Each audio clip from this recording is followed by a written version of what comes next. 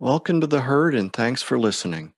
We're happy to help you have informed conversations with your healthcare providers, but please do not treat anything we say in this or any of our episodes as medical advice.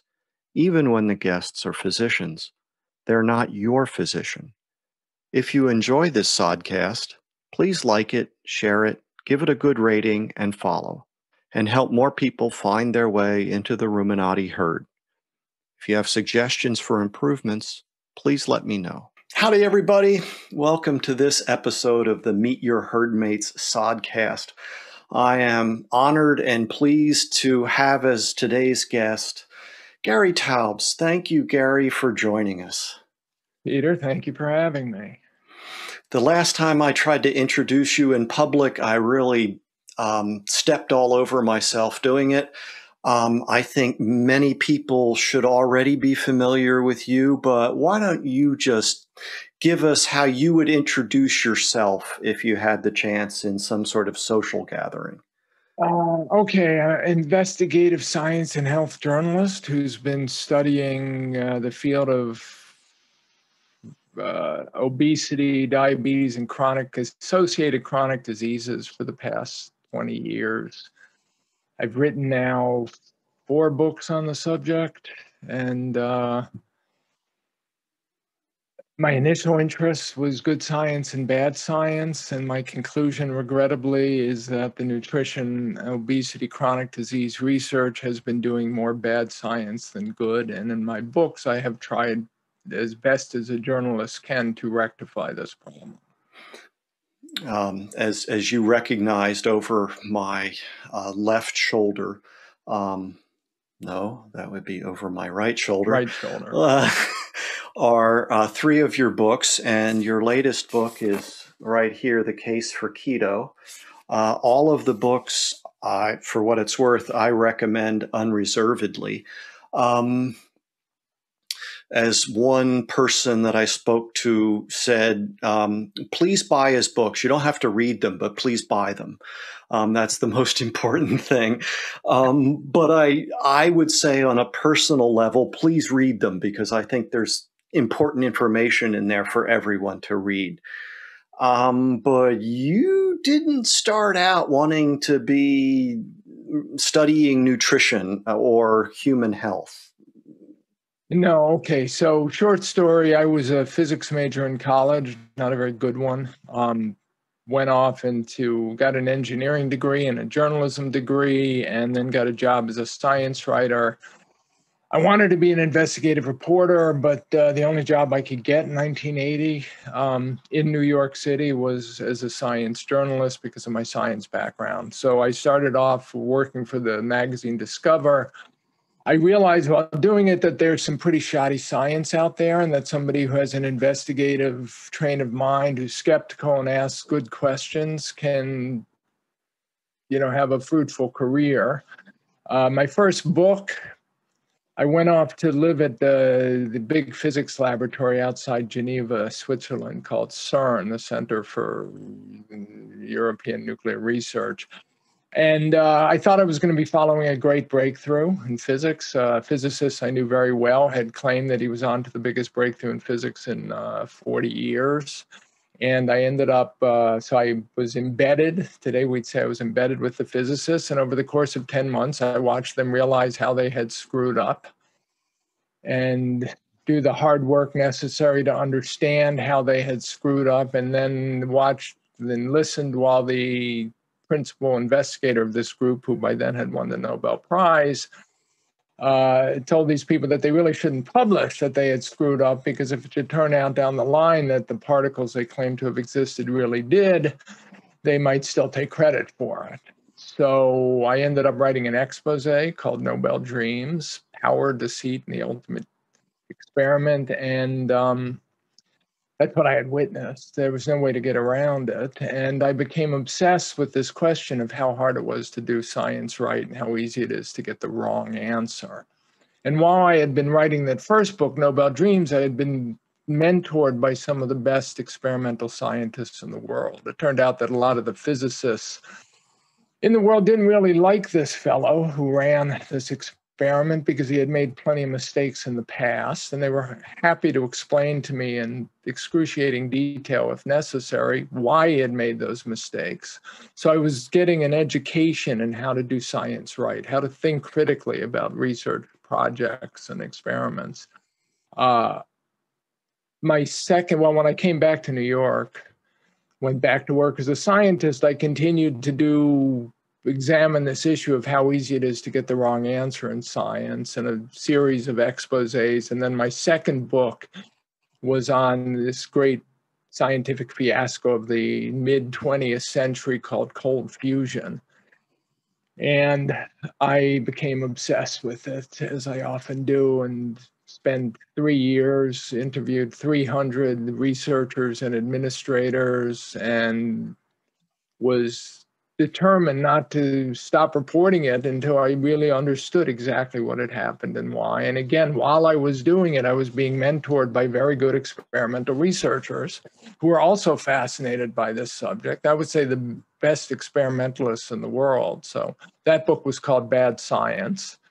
Came out in 1993, and when I was done with it, I had a lot of friends and sort of supporters in the physics community who said, if you're interested in bad science, you should see the stuff in public health. It's terrible. So in the early 90s, I moved into public health, particularly the field of observational epidemiology. And the science was as bad as they had. Everything I had learned in the 9 years previously about how rigorously and methodically and skeptically and critically you had to approach the questions you were asking in order not to be fooled. It turned out in public health, and particularly this field of epidemiology, it's so hard to do that they had decided all these checks and balances and rigor and critical method were luxuries that they couldn't afford. So they could do sloppy, sort of shallow scientific investigations and believe that they had found something meaningful because that was the best they could do. That was the explanation. This is the best we could do, therefore we're going to assume that we've established reliable Take a knowledge. leap of faith. Take a leap of faith. And then in the late 90s, I stumbled into nutrition serendipitously, and I believed the conventional wisdom 100%. I had no bias about who was right and who was wrong. I just thought I understood good science and bad science.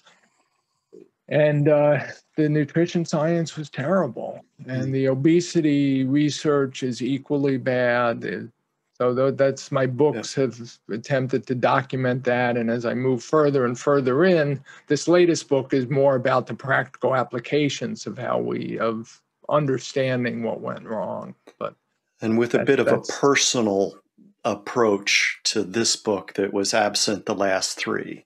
Yeah, I've always believed in the past that it was best to keep myself out of it. But in this case, because I'm talking about so there's this sort of fundamental phenomena in the diet world where we have a population that's growing ever more obese and diabetic, and we're taught that the way to deal with that is so you get obese because you consume more calories than you expend, and the diabetes is driven by the obesity. So the way to fix all this is to eat less and exercise more, create a negative caloric balance. That's the story. It's supposed to be based on the laws of physics. That's the explanation for it.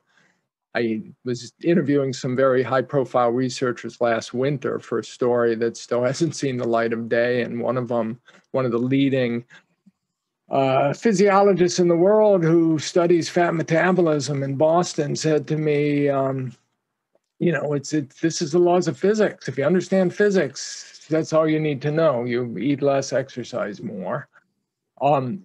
That's not what the laws of physics say. And anyway, so that was it.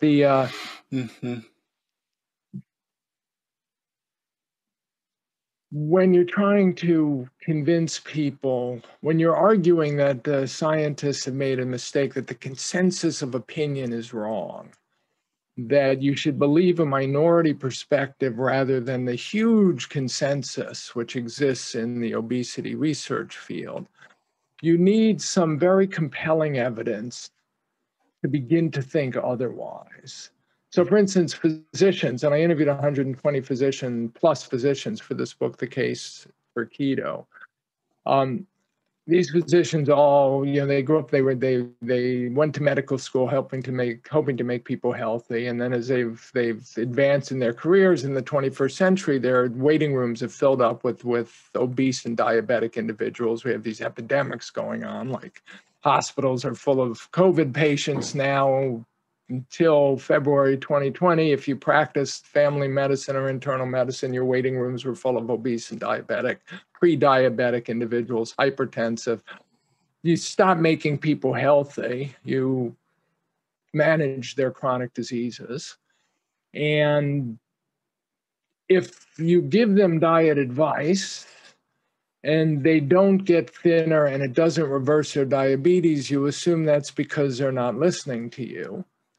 And they don't follow your advice. That's a natural assumption. Your advice is right. Or they're lying. They're telling you they're following your advice, but they're not. Then these doctors start getting heavier themselves. So they start getting fatter. When I was younger, through my 30s, I've always been an athlete. I've always worked out a lot. You hit 30, I start gaining 2 pounds a year. You assume you're doing the best you can. You follow the conventional wisdom.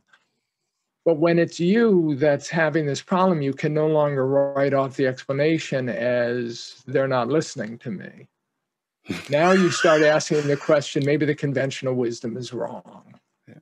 Yeah. And because of the internet, you don't have to buy diet books anymore. You just start searching for alternative explanations. A lot of these physicians tried vegetarian and vegan diets. It's a natural thing to try in the 21st century. And they didn't get thinner, and their diabetes or their pre-diabetes didn't improve. We were all on low-fat diets to begin with because that's what we were told to eat. Eventually, you stumble on these low-carbohydrate, high-fat, ketogenic diets. And the observation that allows you to question the conventional wisdom is that you eat this way and you get healthy.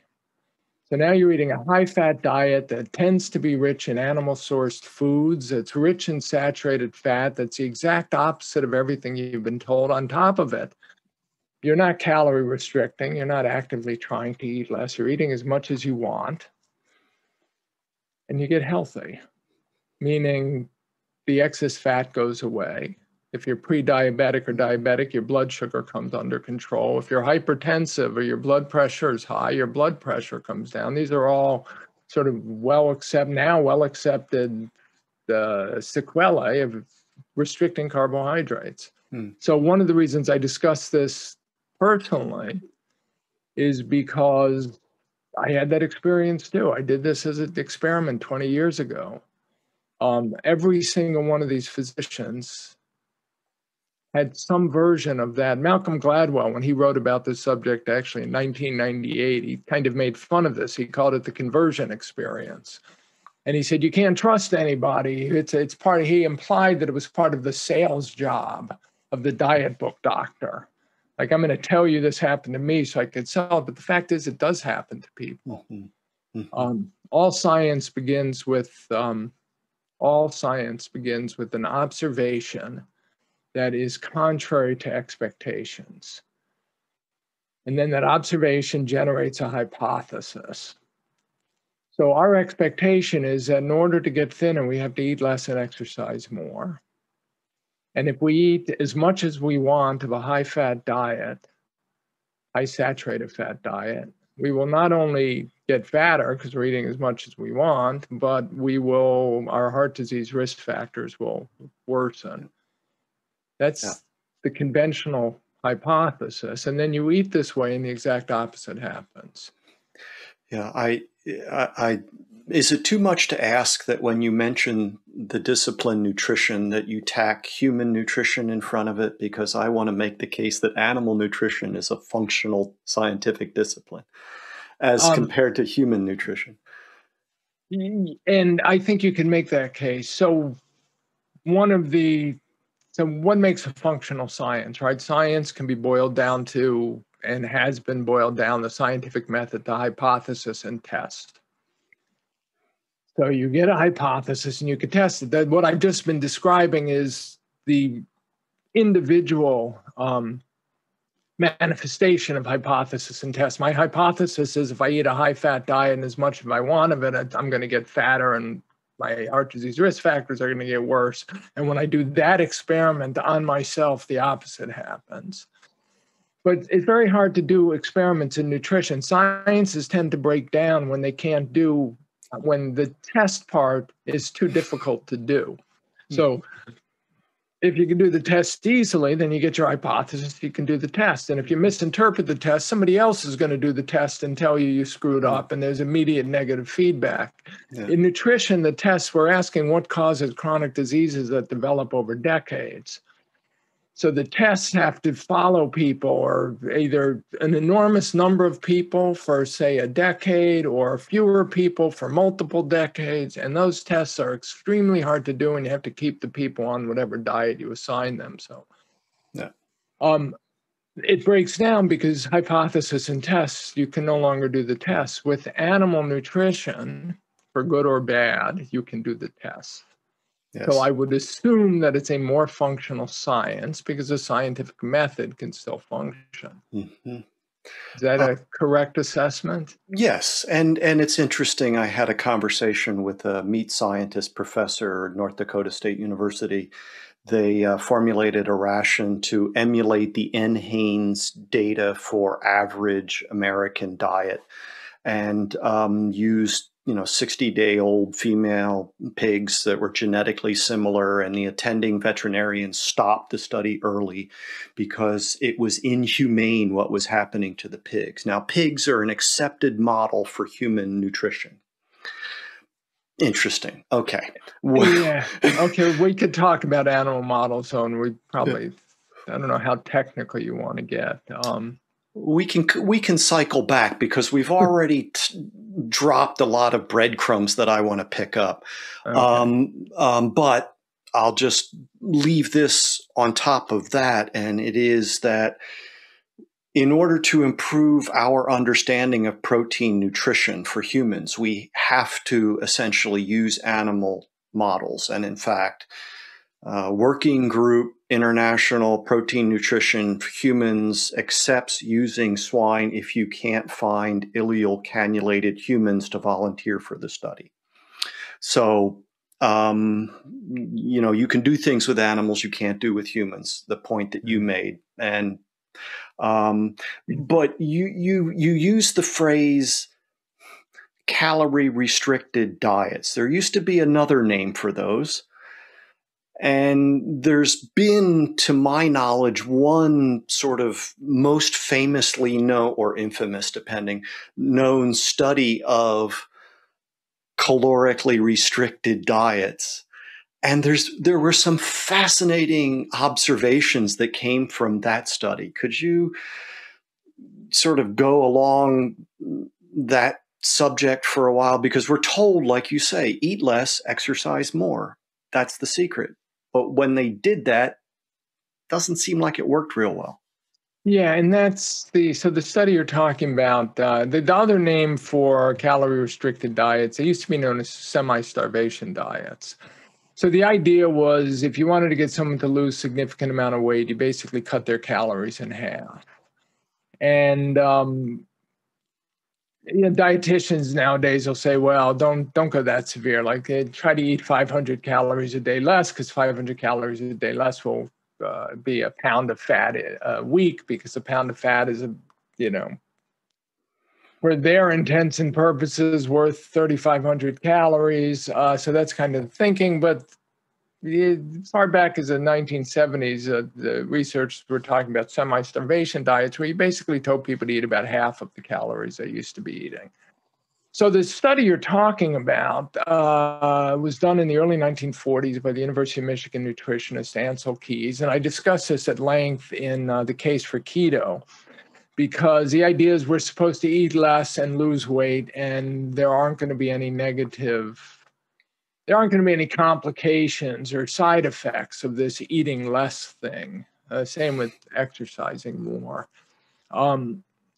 So in the early 1940s, as World War II was raging, Ansel Keys and his colleagues at the University of Minnesota wanted to address this question of how to deal with famine, because the assumption was that when we liberated Europe, Eastern Europe in particular, of assuming we did, which we did, we would be confronted with people who had been starving for several years, and they wanted to know how to understand the metabolic phenomena they were witnessing and how best to refeed these people. And so they took 34 conscientious objectors, and most of them were lean, because most people were lean in the 1940s. There were a few that were overweight and one that was borderline obese, and they put them on calorie restricted diets, 1,600 calories a day, which is basically what men are advised to eat in weight loss diets today. And they were, by all definitions, a healthy diet. They were supposed to mimic the foods that Eastern Europeans might be eating in a famine, but that's what we're told to eat today. So it was some tubers, potatoes or turnips, and green vegetables, and a little bit of very lean meat, and 1,600 calories a day. And they did lose weight. So they lost a couple pounds a week for the first 12 weeks, and then or the first 6 weeks, I forget what it was. And then it slowed down to about a half a pound a week. But the side effect was, if you feed someone a semi-starvation, calorie-restricted diet, you're semi-starving them, right? They were hungry all the time. They were obsessed with hunger. They thought about food constantly. They wrote about food in their journals. They dreamt about food. One of them chewed 40 pieces of gum a day in response to this hunger. They had to institute a buddy system, because they couldn't allow these people to leave the confines of the laboratory without, assuming they were going to cheat on the diet. And some of them manifested what they called semi-starvation neurosis, and that was the sort of general response, and others went into semi-starvation psychosis. Two of them tried to mutilate themselves to get out of the study. One of them actually successfully cut off 2 fingers. Several of them ended up in the hospital because of their psychotic breaks. Then when they were done with the study, they refed them, right? Turned out you couldn't just let them eat as much as they wanted, because some of these would eat 10,000 calories a day or more and get sick. So they had to slowly refeed them and build them back up. But even then, as they built back up, they were still eating 10,000 calories a day. And they all ended up with significantly more fat on their bodies than they started with. They called it post-starvation obesity. And my pithy point in the book is we've all been there. There's this concept of yo-yo dieting that the nutritionists talk about, and the nutritionists, they don't read the history. This isn't what they're taught to do. They have no idea of what we're talking about, because this isn't part of their education. And so yo-yo dieting is basically you go on the diet, you starve yourself, and then when you start to fall off the diet, you binge eat and end up fatter than you started. And then you have to repeat the process. And they think it's a psychological issue that's specific to obese individuals, people who struggle with obesity. But the point is, this is how all humans respond to semi-starvation. Mm-hmm. And the question should be not why, can you make a person with obesity thin by semi-starving them? The question is, why is it that a person with obesity can only be made thin by semi-starving them? Or is there another way to do it, such as restricting carbohydrates? And is there a way to do that in the absence of hunger? And that key point tied with the observation from that study, plus I'm sure I'm lacking the details, but apparently one of the criticisms for a restricted carbohydrate diet is the possibility of anorexia. Yeah, back in 1971. So Atkins had popped. Robert Atkins, New York cardiologist, who became famous because of his book Atkins Diet Revolution, popularized this diet in the late 1960s and early 1970s. So the idea is, there's a very interesting observation at the base of it, which is, if you're not eating at all, if you're fasting, your body is getting fuel from your body, and your body is composed of protein and fat. So you're living off protein and fat, and your metabolic responses are that of a body that's living off of, a little bit of protein and however much fat it can get a hold of. If you're eating a carbohydrate restricted diet, your body is living off protein and fat. This kind of exogenous from outside, from what you're feeding yourself instead of your own body. So the metabolic responses are the same. And Atkins read that literature and thought, that's interesting. I wonder what happens if I don't eat carbohydrates. And he stopped eating them and he lost weight. He had a conversion experience. He put his patients on it. They had conversion experiences. He wrote a diet book about it. The diet book was the fastest selling book in history and outsold the Bible for some significant period of time. And the medical establishment was horrified because Atkins was pushing precisely the opposite of the diet that was becoming accepted as a diet to prevent heart disease. So we were beginning to be told to eat low-fat diets by the American Heart Association, and Atkins was pushing a high-fat diet.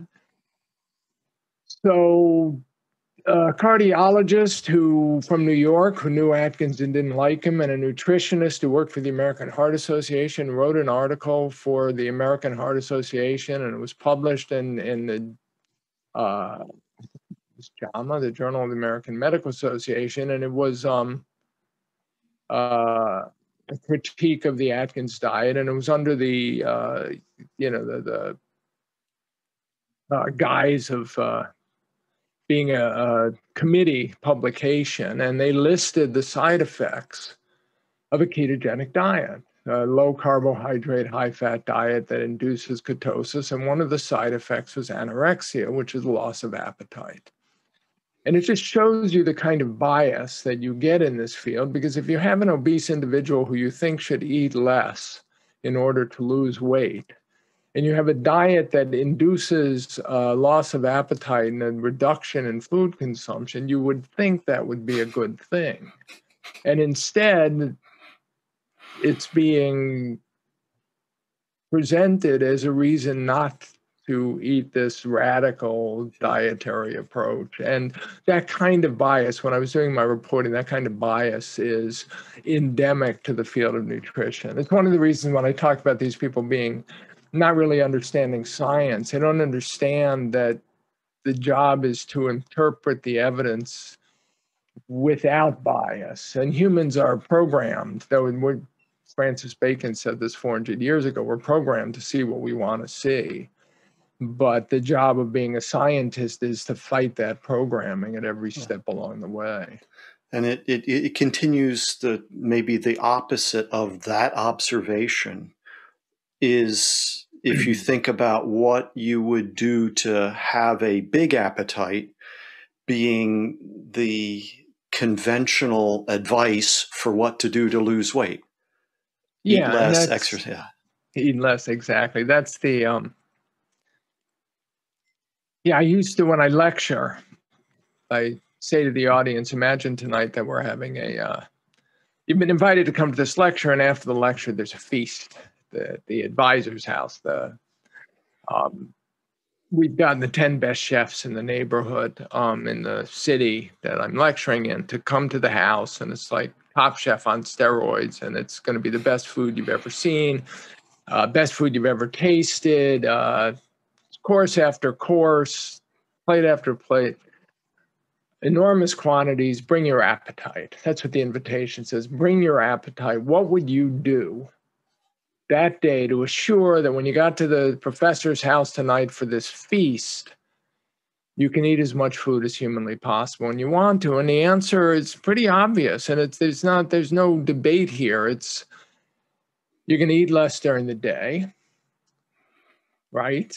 I mean, that's what anyone would do. If I was going to eat snacks, I'm going to skip my snacks. I'm going to eat a smaller lunch. And then I'm going to exercise.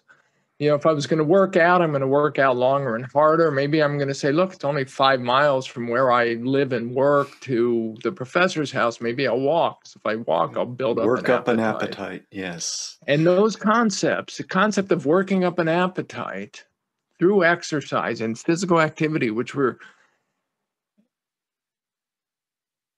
as obvious as could be. I mean, in the pre-World War II years, research would write about, look, the reason lumberjacks have bigger appetites than tailors is because the lumberjacks are working hard all day long, cutting wood and sawing wood and cutting down trees, and the tailors are sitting working a sewing machine. So it's reasonable to think that if you take the tailor and you make him work for 2 hours a day as a lumberjack, he's going to start to develop the appetite of a lumberjack. And it's because the body's trying to replenish the energy that's been expended. But just the fact that the two things any normal human being would do to lose weight, that any normal human being would do to make sure they are as hungry as humanly possible, are the two things we tell people who suffer from obesity to lose weight, should tell us that there's something wrong with the way we think about this problem, which is, again, what I'm examining in the case for keto. If we put a basset on a treadmill, we won't turn it into a greyhound. Right? No, we turn it into an emaciated basset hound. Yeah. An emaciated, angry basset hound. Yes. And in animal husbandry specifically, I heard this phrase around horses, that there are some horses that we call easy keepers, right? You don't have to feed them as much of the higher cost ration for them to maintain their body condition. There are other animals you have to feed more, and some of this is breed difference, so genetic things. Your point about that obese people are not just fat, lean people. Maybe I've missed that, or maybe so we have some people who were born lean, never had to worry about it, who've been advising people who aren't. And so if you could just talk a little bit about this. Again, we're not the same. Well, so that's, we have this hypothesis, Newton's law of obesity, right? It's caused by taking more calories than you expend. So the difference between a person who gets fatter as they get older and a person who stays lean is that the person who gets fatter as they get older takes in more calories than he or she expends, and the person who stays lean doesn't. Okay, that's the fundamental bedrock assumption here. So the difference between these two people is not physiological or metabolic or enzymatic or hormonal, that the person who's getting fatter has some, issue with the accumulation of body fat. The difference between these two individuals is how much they eat and exercise. Okay, and it's interesting because if you think about it, if we pitch two kids who were both, say, 14 years old, and one grew to be 6'5" and 200 pounds, and the other one grew. So let's say at 14, they're both 5'8". And one grows to be 6'5" and 200 pounds, and the other one grows to be 5'10" and 170 pounds. So they have 30-pound difference in 7 inches. Are you describing the two of us? Is that what you're? Yeah, anyway, the point is you would never think that it has anything to do with how much they eat and exercise, even though the one who grew to be 6'5" weighed 30 pounds more than the one who stayed at never got over 5'10". You would, the assumption is it's all hormonal. It's about growth hormone and the various growth factors. And if the one who grew to 6'5" is hungrier than the one who got to 5'10", well, that's clear because he was bigger. He needed more food to fuel that growth, so he should be hungrier. But if they both get to 5'10" only, and one gets to 200 and one stays at 170, the assumption is the difference is how much they ate and exercised. How much they ate. So there's this assumption that the only difference between lean people and people who become fat is their eating behavior. For all intents and purposes, the lean people can match their expenditure and the people who become fat cannot. And it's the lean people, the way they think. So remember I said science begins with an observation that is contrary to your expectations. So if your expectation is that a healthy diet is fruits, vegetables, whole grains, beans, legumes, lean meat, fish, and that's what you're eating, and you remain lean, there's no conflict with your expectations. There's no observation to be had that allows you to advance the science. And the assumption is, and this is natural, the cognitive behavioral psychologist Richard Kahneman called this "what you see is all there is." YCAD. So what you see if you're lean and eating a healthy diet is, I'm eating a healthy diet. So my hypothesis is everybody would be lean if they ate this conventional healthy diet. And if people aren't lean, it must be because they're not eating the diet. They're lying to me, or they're, this is the issue we discussed before. It's lean people who tend to give dietary advice. It's lean people like Michael Pollan, the nutrition, the best-selling author, who says, eat food, not too much, mostly plants. If you're lean and you're eating what you think of as not too much, you assume that everyone could be lean if they eat not too much. It's a phrase that has no meaningful definition, but it basically means what lean people think they eat. Mm-hmm. So we've had this problem for going on 100 years now, where it's lean people don't understand what it's like to fatten easily. That's a phrase I took from the 1950s diet books, because they don't fatten easily. In fact, some of them can eat enormous amounts of food and will stay lean.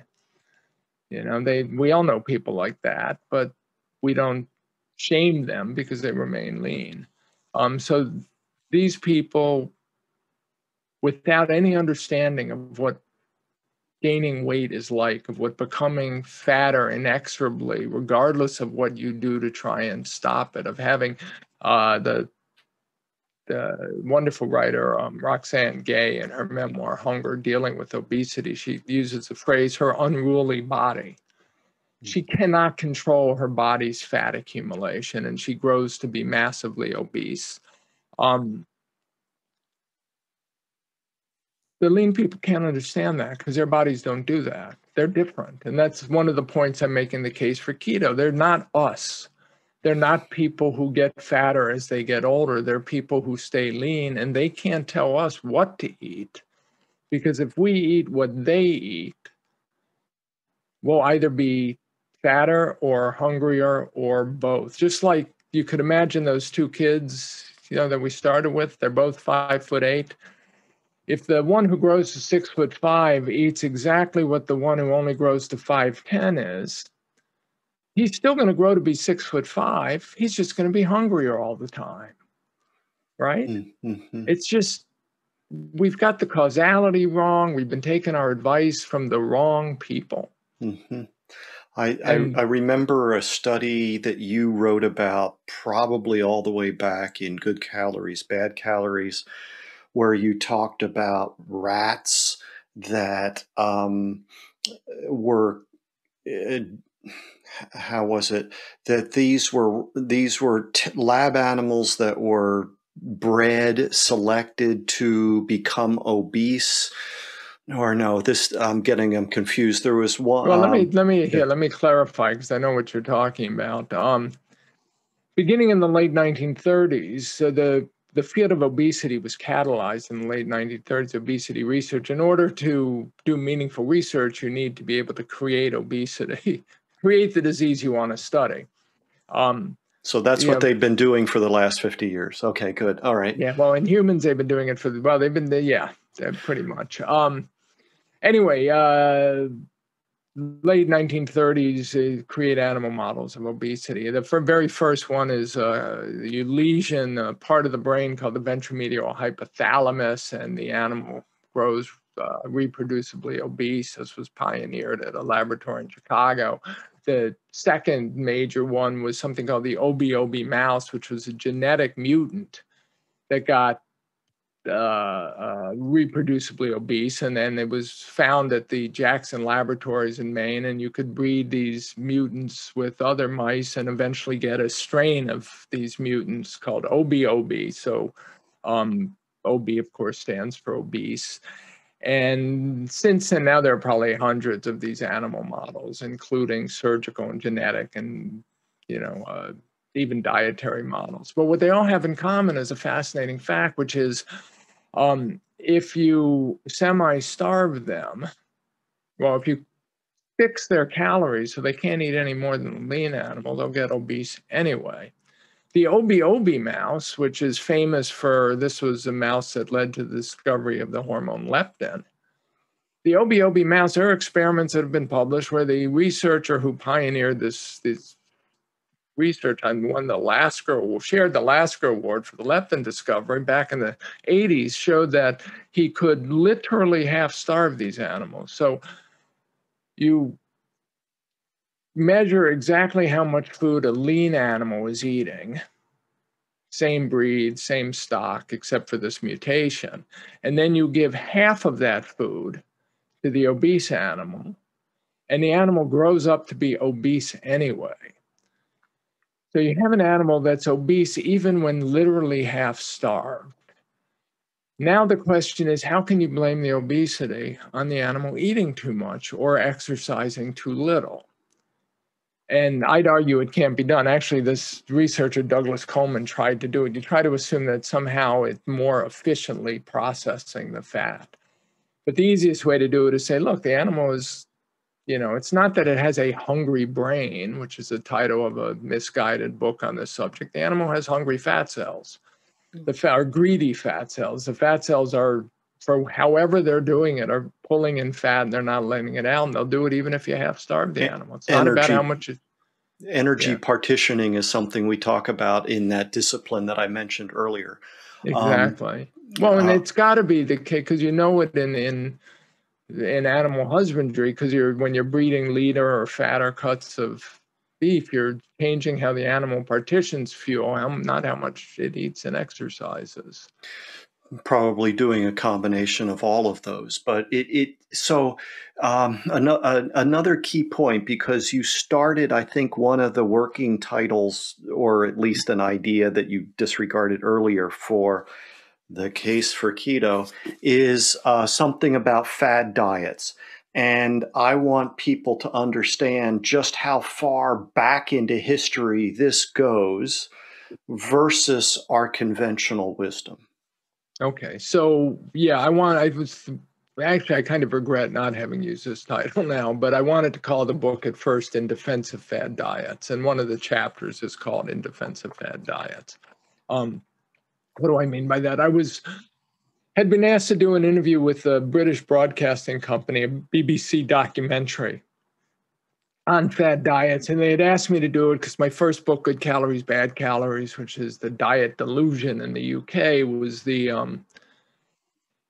first, maybe still the only history ever written of obesity and chronic disease and nutrition research, and the implications towards diet. And so the question they wanted to ask me, and the interviewer was a Oxford University or Cambridge University geneticist who studied the genes of obesity. And so he wanted to know why fad diets are so popular. And they briefed me before we started filming. So why are so many physicians promoting fad diets, and why are the best-selling diet books fad diets? And I hadn't really asked that question that way. And as I was thinking about it, it suddenly struck me that it was obvious. It's because the conventional wisdom doesn't work. Okay, so we've established that we have obesity and diabetes epidemics. We have more and more people who can't control their weight or their blood sugar. They're told what to do from the time they're old enough to read a book, and it doesn't help. And if it doesn't work, if eating less and exercising more and eating a low-fat diet, mostly plants and not too much, and avoiding processed foods and all that doesn't work, all these sort of mishigas of the conventional wisdom, then what you're going to do is try something else. If you've got, the motivation, if you have any energy left after fighting and failing for 10 or 20 or however many years. So you try something else. As soon as you try something else, you're pursuing what the establishment considers a fad diet, because it's not what they're telling you to do. And one point I make in the book is we wouldn't be here if what they were telling us to do worked. We have all tried to eat less and exercise, and many of us got fatter anyway. And the ones who got fatter anyway are the ones who are now looking at fad diets. This particular fad diet low carbohydrate, high fat, ketogenic diet. Again, it's, paleo is a version of it. Atkins was your ketogenic diet, Protein Power and Sugar Busters and South Beach and Dukan and you name it, virtually every best-selling diet book that isn't now vegan or vegetarian has invariably been low carb, high fat. Don't eat carbohydrates is a message. Carbohydrates are fattening for those of us who fatten easily. And it goes back to 1825. The most famous book ever written about food was a book called The Physiology of Taste, written by a Frenchman named Jean-Antoine Brillat-Savarin, who spent 25 years. He was a lawyer who dropped out of the law so he could sort of write about and study his passion, which was gastronomy, the science of, eating and food. And Physiology of Taste has been in print for 195 years now, which other than the Bible, I don't know that many nonfiction books that can make that claim. And Brillat-Savarin said, look, I've fought my own gut my whole life. He said his paunch was his redoubtable enemy. And I've had interviews with over 500 people who suffer from obesity, and I've been at meals with them, and I've talked to them about it, and they all say to me, look, I can't live without potatoes, or I can't live without rice, or I can't live without bread. And he says, look, you fatten animals by feeding them what he called farinaceous foods, which are, grains. And sugar makes everything worse. In 1825, sugar was still hard to come by and very expensive, so people weren't drinking 3 Coca-Colas a day. Even sugary, like a sugary lemonade was something that was very expensive and a treat. Anyway, so that was it. Brillat-Savarin concludes that the way to lose weight is to give up more or less rigid abstinence from the carbohydrate-rich foods in the diet, grains, starches, and then sugars, which make everything. He said avoid beer like the plague. Yeah. And today, I think today in the United States, 60% of our calories almost come from grains, added sugars, or added plant lipids, those 3 categories combined. Yeah, it's, again,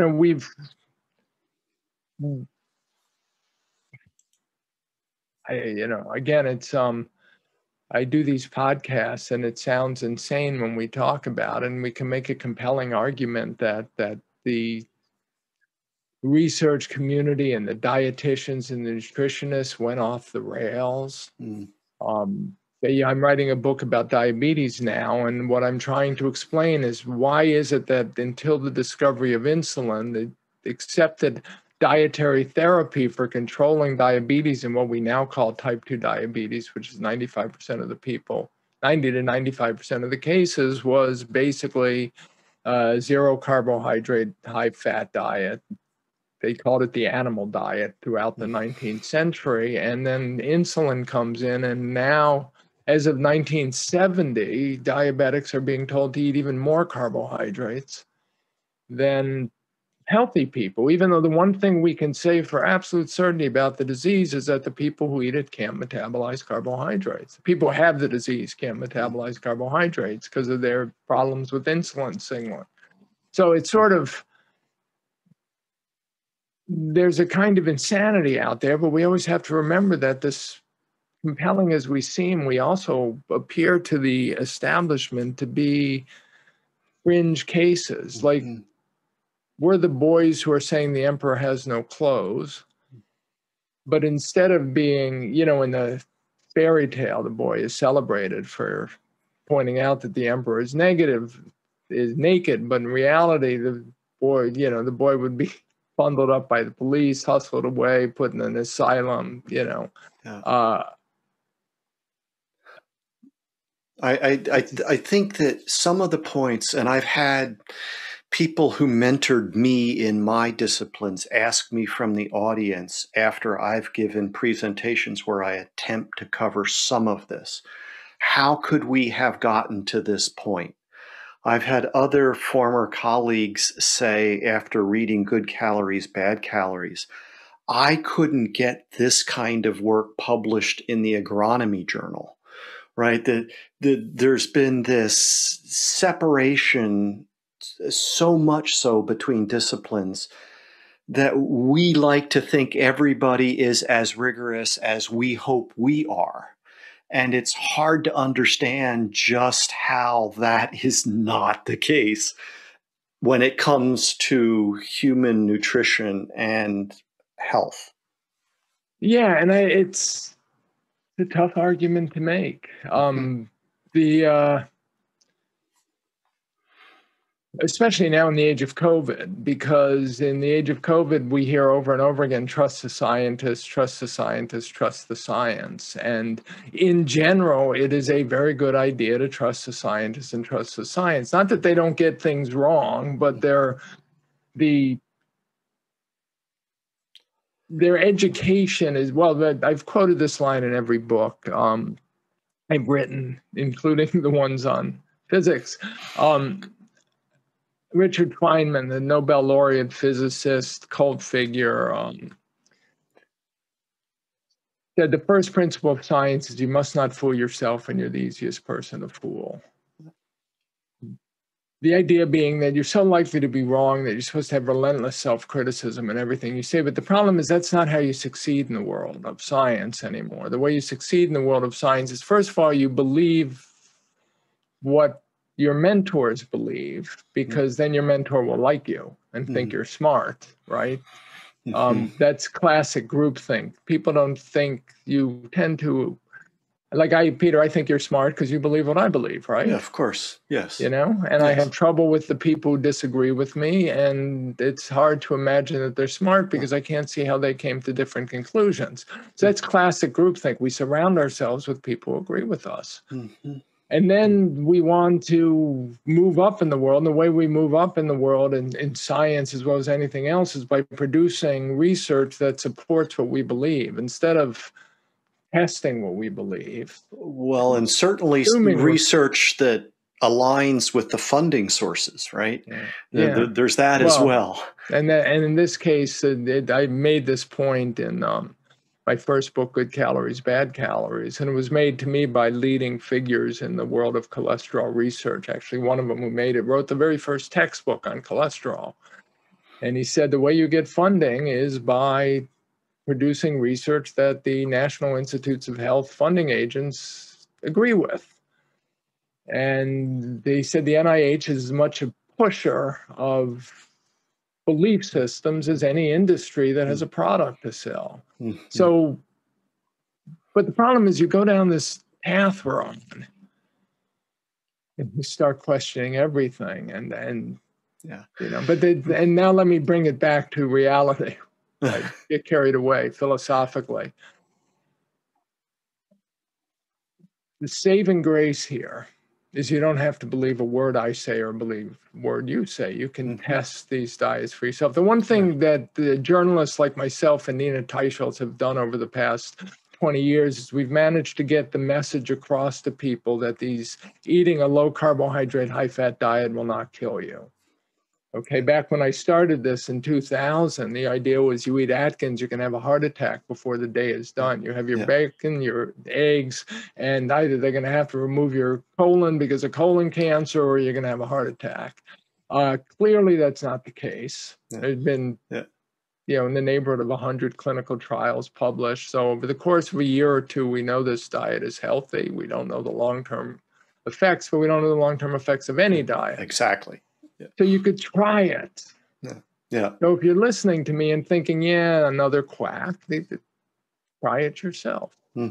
That's all. And if you're overweight or you're struggling with your blood sugar, blood pressure, you could try it and see what happens. And the reason I wrote The Case for Keto so people could understand that, and that when they do try it, they'll do it right. So they won't short shrift their opportunity to get healthy eating this way.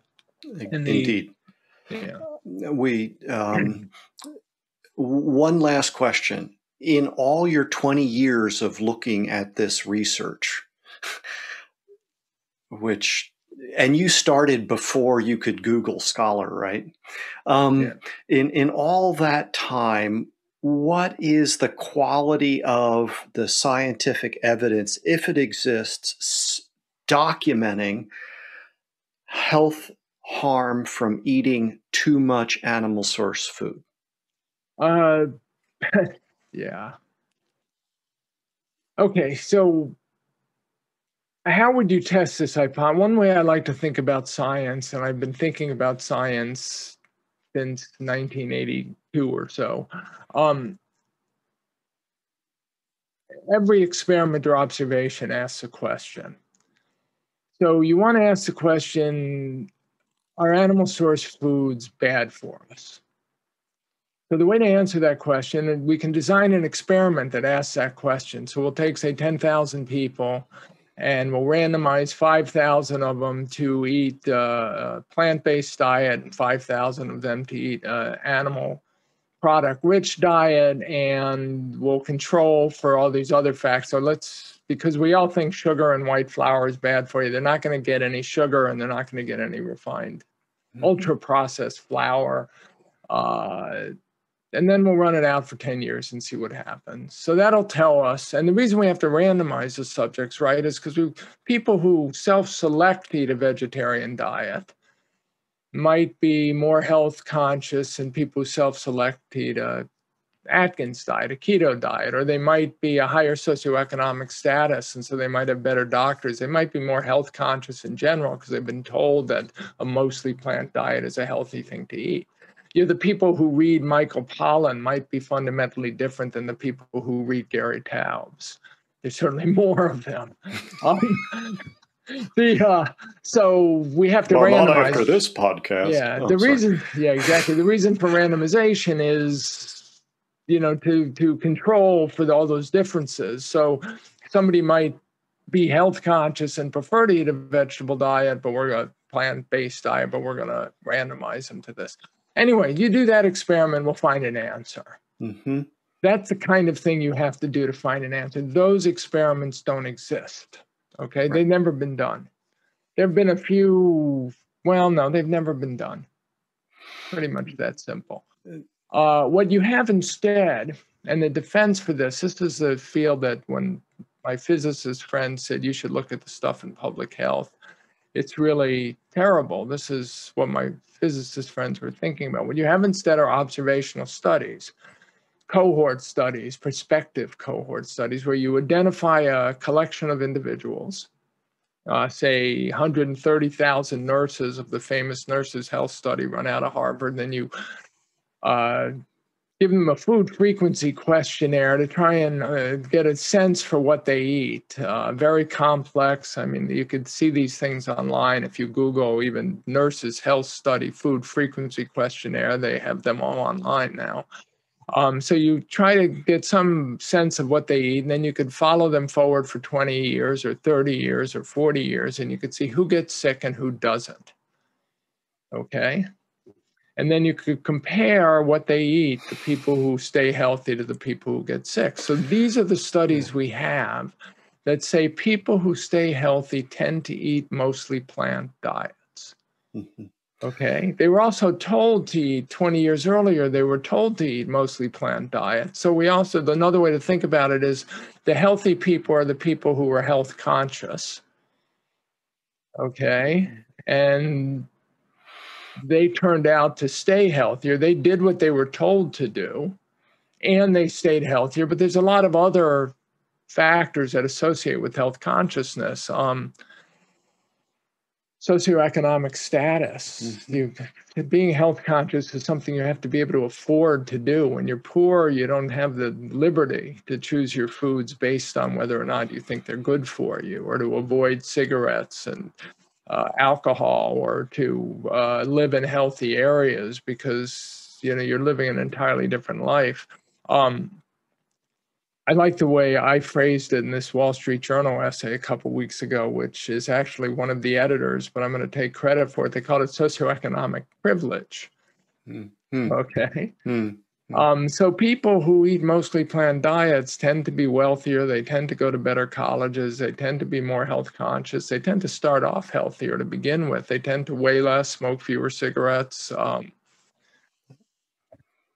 engage in more health conscious behaviors and avoid more behaviors that are considered not healthy. And I think there's also been some demonstration of their biasing their answers on the food frequency questionnaire. Well, yeah, There's you the whole tell people problem. what. Yeah, There's you tell people what they want to hear. How often do you do the food frequency questionnaire? Yeah. What are the categories? But that's not even if they had perfect information, perfect data. Fundamentally, what you end up getting is you end up being told what health conscious people eat compared to what people who stay healthy eat compared to what people who don't. And that's an association. So you have an association between the foods being eaten and health. There are many different ways to explain the association. Once again, they're not the same people. Yeah, and they're not the same people. They are not the same people. There has been no randomization. There's no blinding in these studies. There's none of the rigor. This is precisely what my physicist friends meant when they said you should look at the research in public health. It's terrible because all of those checks and balances that we started off this conversation discussing, all that rigor and methodical approach to assuring that you can correctly interpret what you see is completely absent from this field. And because these people have been doing it so long, they can't admit that. And the other point that I make about animal nutrition in agriculture is you have periodic evaluation of how it performed. And if it didn't meet your expectations, then you adjust. You don't blame the cow. And that's a variation on experiment and test. Actually, with the cattle, because they're all the same breed and often a very same genetic stock, we can assume that they are more alike and that they eat. The difference in how they eat is going to be determined by us more than them. So you can still do experiments. They might not be as rigorous as they would be if you randomized the cattle to different diets, but you can see what happens. It's funny because the epidemiologists like to talk about their victories in which they did not need to randomize in order to establish causation. They go all the way back to this famous study of John Snow, who inaugurated the field, I think it was 1860s England, with a cholera epidemic, and he identified a particular water pump as the source of the epidemic. And they said, look, he didn't need a randomized controlled trial. But the point is they shut down the pump and the cholera epidemic waned in that neighborhood. Now, that could have been a coincidence. Okay, but then they had decades in which to understand that cholera was a waterborne disease, infectious disease, and if they cleaned up the water or brought in bottled water or shut off pumps, the disease would go away. So you have this even though you didn't have the rigorous clinical experimental randomized trial where we're going to shut down, at random these 17 pumps and we're going to let these 17 pumps keep going and look at their cholera rates, you still can do the experiment. Or the magnitude of the difference. So smoking versus some of these other issues that. Well, and that's so, yes, cigarette smoking is often as an example, but smokers, lung cancer was a rare disease before cigarette smoking came along. And smokers have like somebody who smokes a pack or two a day has a 15 to 20-fold increased risk of the disease. So the question is, how else could you interpret that? Can we come up with an alternative explanation? Because what you want to say is, well, I think, so my hypothesis is smokers are smoking associates with such a high risk of lung cancer that I'm in a hypothesis that cigarette smoking causes lung cancer. Now the question is, can I come up with alternative hypotheses that could explain a 15 to 20-fold increased risk of this disease in smokers? And the cigarette industry tried, well, smokers drink a lot of coffee. Maybe it's the coffee. Maybe it's the cyclamates, yeah. Yeah, if you can come up with, but none of those hypotheses were reasonable. They didn't, there was nothing. If there had been a viable alternative hypothesis, I can't even think of one. But if there had been, then they would have needed a clinical trial. The point is, you couldn't imagine an alternative hypothesis to fit it. So we decided that cigarettes cause lung cancer. And then eventually, with smoking went down after a couple of decades, lung cancer follows because there's a long incubation period. Anyway, that's the issue. With the meat health. You've got an observation that healthy people tend to avoid meat, but healthy people have been told to avoid meat for 50 years, and they're health conscious. They do what they're told. And we also, as you outline, certainly in Good Calories, Bad Calories, I think you did it again in Why We Get Fat and What to Do About It. You go through the observations of people who had not yet gone through a nutritional transition, whose diets were primarily animal, if not exclusively animal source food based, and these diseases were absent. So, and then when the apparently absent, we have to caveat that because Western doctors also tended to be absent. So, although there was at least one where you cited the instance where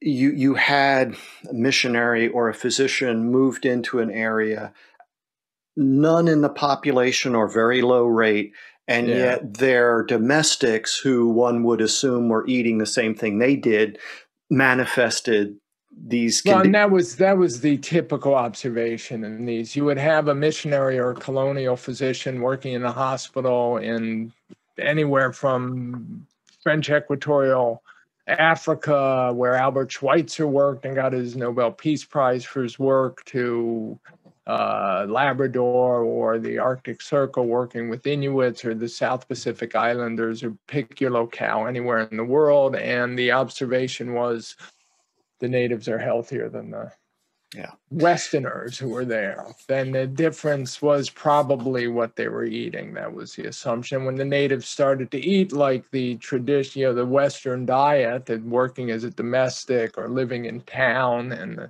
then they too got the same diseases that the West: heart attacks, cancer, you name it. So last thing before I give you a chance to ask me if you have any questions, but there's a quote about if you have to choose between your experience and a hypothesis, go with your experience. Yeah, this was something the South African physician, of this 120 physician. The joy of being a journalist, right? Like now with podcasts, you can learn from some very intelligent people. You get to actually call them up. Bloggers tend not to do this, which is why I have issues with their dogmatic discussions of but as a journalist, you can actually call everyone up and talk to them. And so physician Martin Andre, who South African and working in Vancouver, actually just north of Vancouver, British Columbia, put it to me like this. He said, for 50 years, we've been taught to prescribe diet by hypothesis. So the hypothesis is, I tell you to avoid saturated fat and eat a low-fat diet, mostly plants, and, plenty of fruits and vegetables, and animal products in moderation, and legumes and nuts, and you will live longer. You'll have less heart disease. Okay, that's a hypothesis, but we get no information from that hypothesis. So if you live to be 70, if my patient lives to be 70 or 90, you have no idea whether the diet made a difference. Like if they lived to be 90, maybe they would have lived to be 100 in a different diet. And if they died at 70 or 60, like if I have a heart attack while we're filming this, videoing it, whatever the correct term is, we won't actually know whether my bizarre animal product rich diet killed me prematurely or kept me alive for 10 years longer than I would have otherwise lived. There's no information given. The flip side is you could take a patient who suffers from obesity or diabetes or hypertension or prediabetes or is just overweight, and you could tell them not to eat carbohydrates. Like give up grains, sugars, and starches and replace those calories with healthy fats, naturally occurring fats, which to us include animal fats. And you can watch them get healthy. they can experience themselves getting healthy. This is the conversion. We've all been through it. So you've got the hypothesis. The dietitians will tell you to eat by the hypothesis. If you eat this way, you'll live longer. Trust us. And if you eat this way, you'll become healthier, and no trust is needed. Okay, so what I'm arguing for in the book is people, and again, I don't know, I hope I'm going to live, men in my father's family tend to live into their 90s. The people in my mother's family tend to go crazy young. So I don't know whose genes I've got. I hope I got my father's. There's nobody can tell you whether the diets will make you live longer, because we don't have the information we didn't have it for the conventional wisdom when we put the country on a low-fat diet in the 1970s and 80s. It didn't exist. It's still, when people argue for eating mostly plants or animal or vegan or vegetarian diets, the information that we will actually live longer doesn't exist. It doesn't exist for the low-carb, high-fat, ketogenic keto diet either. What we know is that if you can eat this way, you will get healthier. Some huge percentage of the people who eat this way get healthier, and that you can measure it. Your weight goes down, your blood pressure goes down, you get your blood sugar under control, your heart disease risk factors get better. Not that you can feel that, but if you want to measure that, the others you could feel. People have more energy. I mean, it's just and the doctors are, these doctors said, the phrase I heard often was they couldn't unsee what they had witnessed in their patients. They would like to believe the conventional wisdom, but what they've seen in their patients is so compelling. And what they've seen in themselves is so compelling that they've bought in. There's no going back. And we all hope that it's as healthy in the long run as it seems in the short run. And we could talk about deprescribing. We could talk about enjoying our meals. We could talk about, I'd love to hear your story again. We're running out of time. From another interview, you talked about a woman getting upset with you because she thought you were staring at her when you were fixated on her lunch. Oh, no, she was upset because I was staring at her lunch. Oh, okay.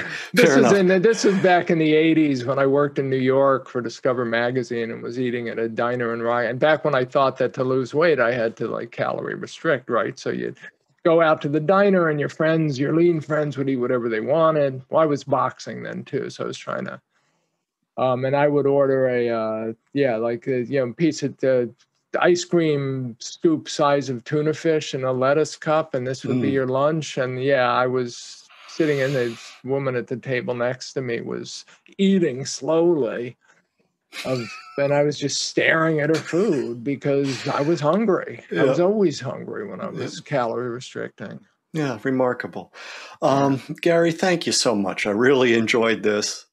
Okay, so one thing I want to say about that book, the original title was How to Think About How to Eat. Okay, we couldn't keep that title because of competition from another book arguing the exact opposite called How to Eat. But I wrote the book to help people think about how to approach their weight diabetes problems and think about it in a way that's productive, not just embrace low-carb, high-fat foods and understand how to do that and how to eat this way, but how to think about it. So when, one of the key points in the book that, again, these physicians hammered home to me is eating healthy takes work, just like being a good cook. And cooking at home takes work, and it takes practice, and it takes repetition. And the more you do it, the better you do at it. And the problem is we've been taught to eat healthy incorrectly.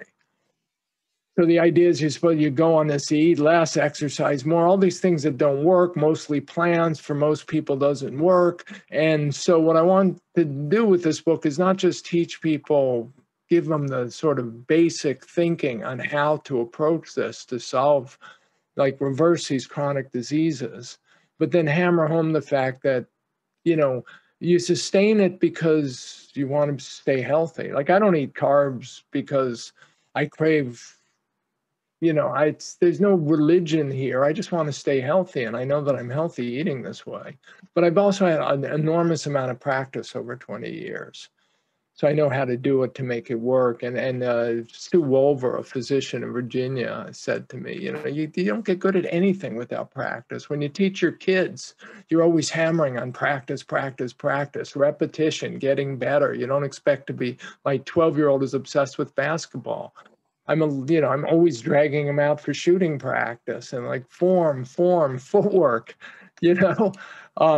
Mm-hmm. I mean, when the kid's at his peak, he looks like Steph Curry. Like, I'd like to keep that going. I mean, got other issues. But anyway, that's what it's about. It's about, Michael Pollan says, who believes that you can be healthy just eating mostly plants and not too much. I think he's wrong. But we both agree that if you want to eat healthy, it takes work.